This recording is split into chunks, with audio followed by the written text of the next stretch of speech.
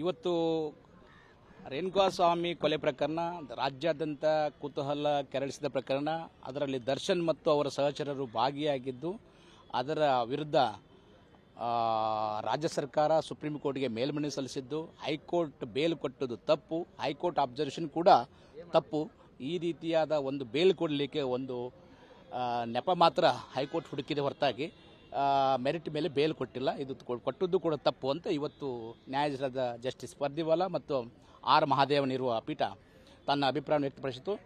Almost ಇವತ್ತು ಕಪಿಲ್ ಸಿಬಲ್ ಇವತ್ತು ದರ್ಶನ್ ಮತ್ತು ಸಹಚರ ಪರವಾಗಿ ಅಪಿಯರ್ ಆಗಿದ್ದಾರೆ, ಹಾಗೂ ರಾಜ್ಯ ಸರ್ಕಾರದ ಪರವಾಗಿ ಲೂತ್ರಾ ಅವರು ಅಪಿಯರ್ ಆಗಿದ್ದಾರೆ.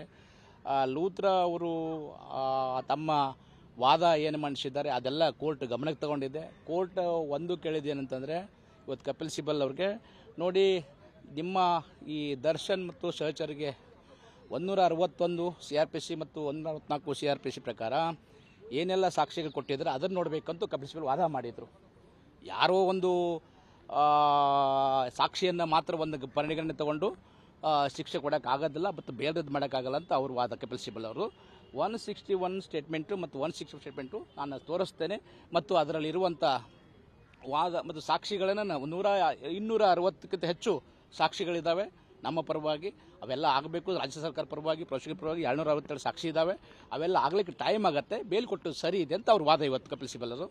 ಆದರೆ ಇವತ್ತು ಮೇಲ್ನೋಟಕ್ಕೆ ಇವತ್ತು ಕೋರ್ಟ್ ತನ್ನ ಅಭಿಪ್ರಾಯ ಏನು ವ್ಯಕ್ತಪಡಿಸಿದೆ ಅಂದರೆ, ನಾವು ಕನ್ವಿನ್ಸ್ ಆಗಿದ್ದೇವೆ, ಅಂದರೆ ದರ್ಶನ್ ಮತ್ತು ಸಹಚರರು ಇನ್ವಾಲ್ವ್ ಆಗಿದ್ದರ ಬಗ್ಗೆ ಯಾವುದೇ ಸಂದೇಹವಿಲ್ಲ, ಅವರು ಆಗಿದ್ದಾರೆ, ಅದು ಕನ್ವಿನ್ಸ್ ಆಗಿದ್ದೇವೆ, ನಾವು ಬೇಲ್ ರದ್ದು ಕೂಡ ಮಾಡುವಂಥ ವಿಚಾರವನ್ನು ಇವತ್ತು ಕೋರ್ಟು ವ್ಯಕ್ತಪಡಿಸಿದೆ.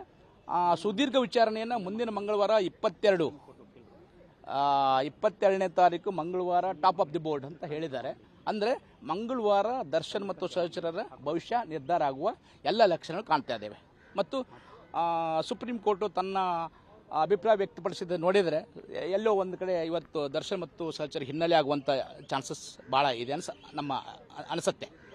ಹೀಗಾಗಿ ಮುಂದಿನ ಮಂಗಳವಾರ ಅವರ ಹಣೆ ಬರಹಣ ಬರಲಾಗುತ್ತೆ.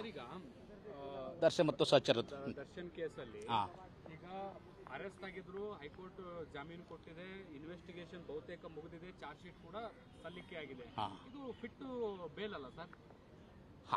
Bale is a rule, jail is an exception ಅಂತ ನಮ್ಮ ಒಂದು ಕ್ರಿಮಿನಲ್ ಲಾಸ್ದಲ್ಲಿ ಇದೊಂದು ರೂಲು. ಅದು ಕೋರ್ಟ್ ಕೂಡ ಅದನ್ನೇ ಫಾಲೋ ಮಾಡುತ್ತೆ. ಯಾವುದೇ 99% ಕ್ರಿಮಿನಲ್ಗಳು ಎಸ್ಕೇಪ್ ಆದರೂ ಕೂಡ ಒಬ್ಬ ನಿರಪರಾಧಿಯನ್ನು ಕಳಿಸ್ಕೊಡ್ದು ಜೈಲಿಗೆ ಅಂತ ಒಂದು ನ್ಯಾಯ, ಒಂದು ಪ್ರಿನ್ಸಿಪಲ್ ಇದೆ ಕ್ರಿಮಿನಲ್ ಡಿಫೆನ್ಸಲ್ಲಿ. ಹೀಗಾಗಿ ಯಾರನ್ನು ಜೈಲಿಗೆ ಕಳಿಸಬೇಕಾದ್ರೆ ಕುಲಂಕುಷವಾಗಿ ಸಾಕ್ಷ್ಯಾಧಾರಗಳನ್ನು ವಿಚಾರ ಮಾಡಬೇಕಾಗತ್ತೆ, ಅದಕ್ಕೆ ಟೈಮ್ ಬೇಕಾಗತ್ತೆ. ಅದೇ 260 ಸಾಕ್ಷಿಗಳಿದ್ದಾವೆ. ಆ 260 ಸಾಕ್ಷಿಗಳನ್ನ ಇವತ್ತು ಟ್ರಯಲ್ ಕೋರ್ಟಲ್ಲಿ ಪರಿಶೀಲನೆ ಮಾಡಬೇಕು, ಟೈಮ್ ಸಿಗುತ್ತೆ. ಅದಕ್ಕಾಗಿ ಆ ಡ್ಯೂರೇಷನ್ನಲ್ಲಿ, ಆ ಟೈಮಿಂಗಲ್ಲಿ ಇವ್ರನ್ನ ಜೈಲಿಗೆ ಕಳಿಸ್ಬೇಕಾ ಬೇಡವಾ ಅಥವಾ ಹೊರಗಿಟ್ಟೇ ಕೇಸ್ ಮಾಡಬೇಕಾ ಅನ್ನೋದನ್ನು ಸುಪ್ರೀಂ ಕೋರ್ಟ್ ಮುಂದಿನ ಮಂಗಳವಾರ ನಿರ್ಧಾರ ಮಾಡುತ್ತೆ. ನ್ಯೂಸ್ ಫಸ್ಟ್, ನಿರ್ಭೀತಿಯಿಂದ ನಿಮ್ಮ ಪರವಾಗಿ.